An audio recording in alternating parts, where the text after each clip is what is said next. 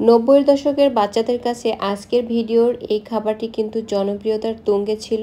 এখনকার সময়ের ছেলেমেয়েরা এই খাবারটির সাথে তেমন করে পরিচিতই নেই। যারা গ্রামের দিকে থাকেন তারা হয়তোবা একটু একটু চিনতে পারেন।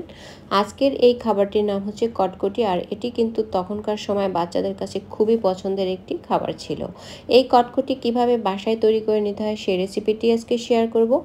পুরো রেসিপিটি খুব ভালো করে জানার জন্য পুরো ভিডিওটি প্রথম থেকে শেষ পর্যন্ত দেখার অনুরোধ থাকলো।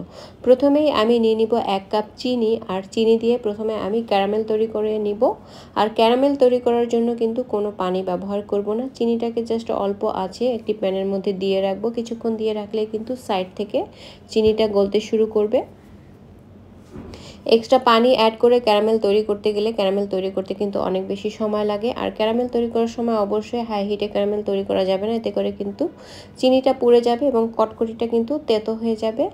এখন নেড়ে চেড়ে তারপরে হচ্ছে ক্যারামেলটাকে তৈরি করে নিতে হবে।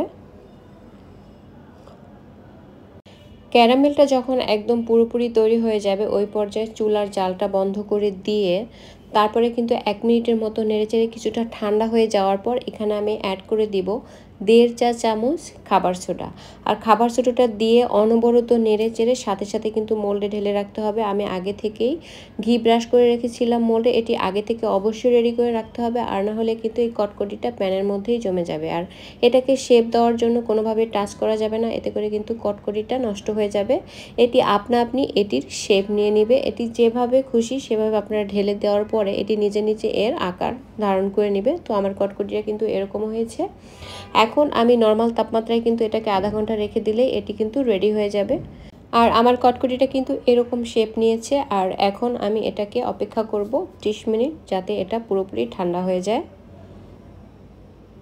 তো আমার ঠান্ডা হয়ে যাওয়ার পরে কটকটিটা কিন্তু খুব সহজেই এটি মোল্ড থেকে উঠে গিয়েছে, যেহেতু আমি ঘি ব্রাশ করে নিয়েছিলাম। আর কটকটিটা দেখুন কতটা পারফেক্ট হয়েছে, একদম ফেরিওয়ালাদের কাছ থেকে কেনা কটকটির মতো।